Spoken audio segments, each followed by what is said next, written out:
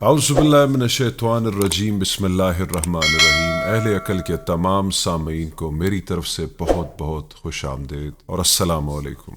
امید کرتا ہوں آپ جہاں بھی ہیں خیر و عافیت سے ہوں گے۔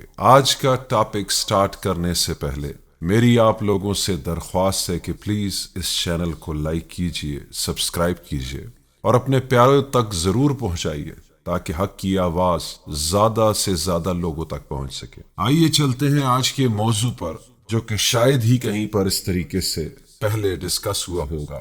آج کا موضوع ہے کہ قرآن کی روشنی میں نفس، روح اور روح القدس کیا ہے۔ قرآن نفس کی کتاب ہے اور قرآن کا بنیادی موضوع انسانی نفس یعنی انسانی نفسیات کے ہے۔ نفسیات کا کردار زمینی یا حیوانی سطح سے جڑے رہنا ہے، خواہشات کو پالنا، اور نفس اسی چیز میں مشغول رہتا ہے کہ ان خواہشات کو کیسے حاصل کرے۔ اس وجہ سے خواہشات جب حد سے تجاوز کر جاتی ہیں تو انسان نفسیاتی مریض بن جاتا ہے۔ نفس کے ایک معنی دماغ کے بھی ہوتے ہیں۔ انسان کے اندر لالچ، کاہلی، سستی، خود اعتمادی، مایوسیاں، ان سب کا تعلق انسانی نفسیات سے ہے۔ یہ سب ذہن میں ہونے کی وجہ سے دکھائی نہیں دیتے، اسی لیے قرآن کا پورا موضوع بالغیب یعنی انسانی نفسیات کے ہے۔ انسانی دماغ ایک پیچیدہ مشین ہے اور اسے چلانے کا کتابچہ قرآن ہے۔ نفس کو انگلش میں سائیک کہتے ہیں۔ قرآن جسمانی بات نہیں کرتا بلکہ انسانی نفس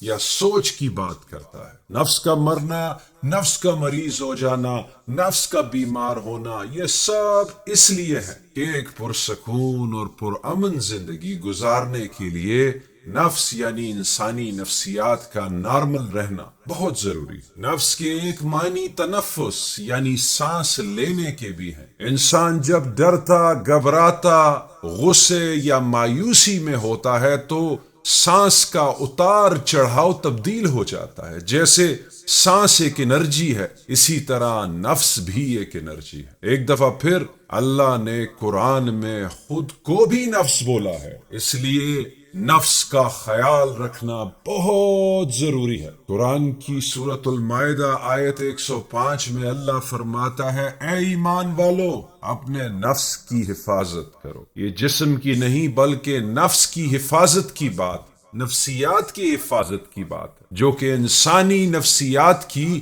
اہمیت کو اجاگر کرتی ہے۔ سورۃ البقرہ آیت 54 میں فرمایا گیا کہ موسیٰ نے اپنی قوم کو نفس کو قتل کرنے کا حکم دیا۔ نفس کے قتل سے مراد نفس کو تبدیل کرنا، سوچ کو بدلنا، اس کی تربیت کرنے کے۔ یہ خودکشی نہیں بلکہ تعلیم و تربیت کے ذریعے نفس کے بدلاؤ کی بات ہے۔ جب ہم نفس کو کیئرفلی سمجھاتے نہیں، اس کا خیال نہیں کرتے تو ہمارا اللہ دون اللہ ہو جاتا ہے۔ دون اللہ یعنی چھوٹا اللہ یعنی شیطان یا طاغوت۔ یاد رہے کہ صرف ایک ہی طاقت، ایک ہی پاور ہے، اس کی مثبت سائٹ اللہ رب رحمان ہے، جبکہ اس کی منفی ڈائریکشن یا سائٹ شیطان، طاغوت اور خناس کے ہے۔ قرآن کے 114 چیپٹرز اور 6000 پلس آیات میں ہر بات انسانی نفسیات ڈسکس ہو رہی ہے۔ اس میں کوئی شخصیت نہیں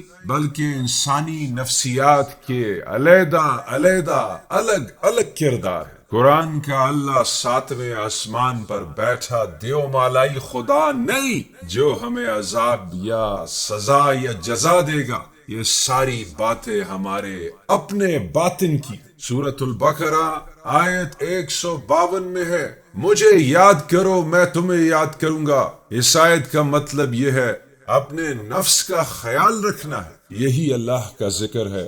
اور نفس کا خیال رکھنا دراصل اپنے اللہ کا ہی خیال رکھنا ہے۔ سورۃ البقرہ کی آیت 245 ہے، جو اللہ کو قرض دے گا اللہ اسے ملٹی پلائی کر کے واپس کرے گا۔ کیا کوئی اللہ کو قرض دے سکتا ہے؟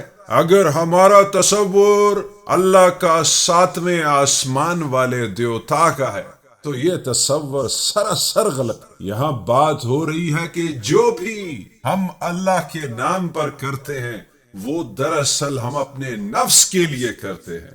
کیونکہ اللہ ہی نفس ہے۔ سورت نمبر 47 آیت نمبر 7 میں ہے، اگر تم اللہ کی مدد کرو گے تو اللہ تمہاری مدد کرے گا۔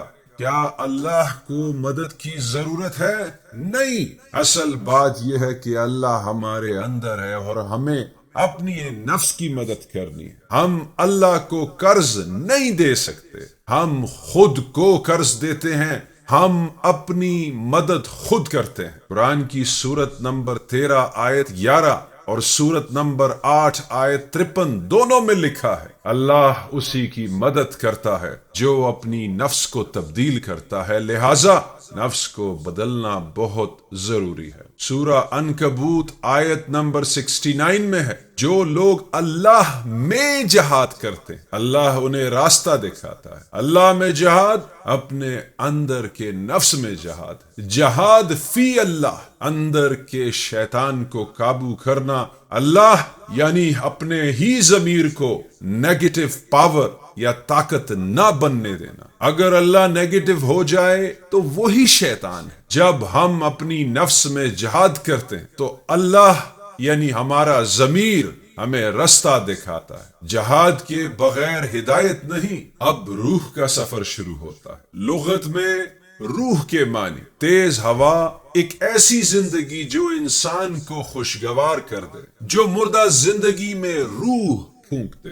روح وہ طاقت ہے جو خواہشات کی زیادتی سے بھرا ہوا، مشتعل، الجھنوں کا شکار نفسیاتی مریض انسان کو ٹھنڈک پہنچاتی ہے، راحت دیتی ہے، زندگی میں تازگی اور حرکت لے کے آتی ہے، سستی کو بھگا کر تیزی سے چستی لے کے آتی ہے، دل میں جوش ابھارتی ہے، قلب کو زندہ کرتی ہے۔ یہ سب کچھ روحانیت ہی کرتی ہے۔ نفس بمقابلہ روح کا کام ہے سوچ۔ روح کہتی ہے کیا یہ کام ضروری ہے؟ یہ کیوں کرنا ہے؟ اس کا نفع نقصان کیا ہے؟ اس سے روحانیت کو کیا حاصل ہوگا؟ اس کا نتیجہ کیا نکلے گا؟ روح صرف کیوں کا جواب چاہتی ہے، نفس صرف کیسے حاصل کروں میں دلچسپی رکھتا ہے۔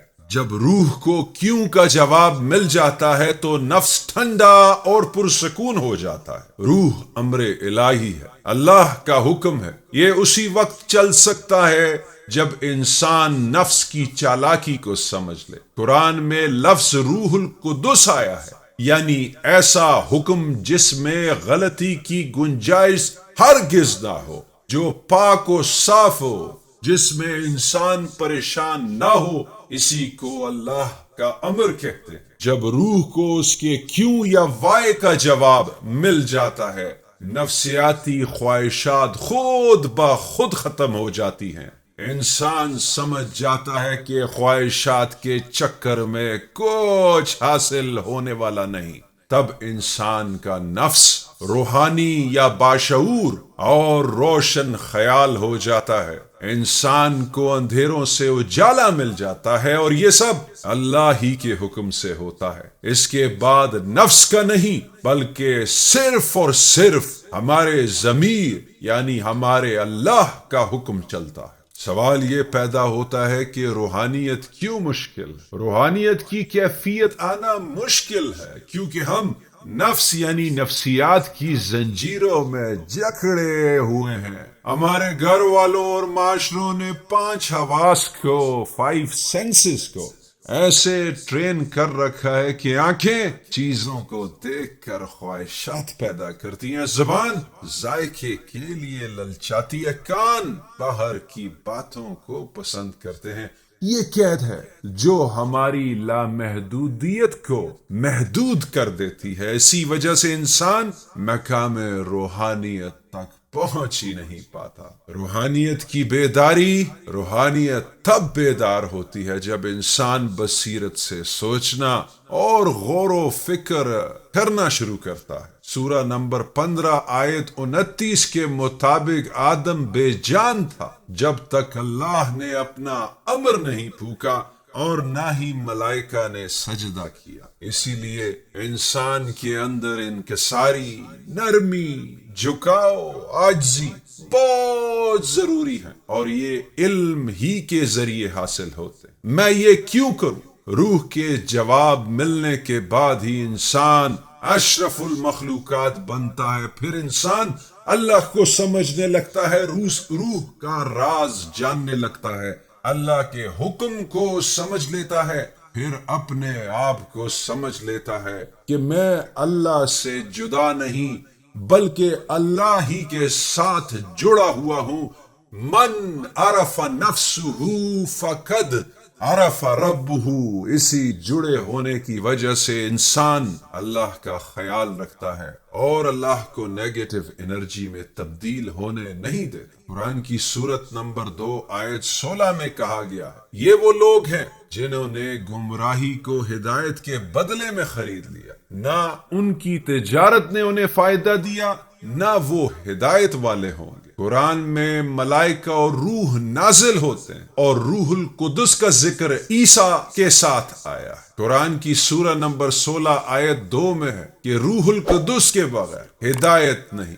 یاد رہے، روح القدس کے بغیر نہ ہی ہم مسلم ہیں اور نہ ہی مومن بن سکتے ہیں.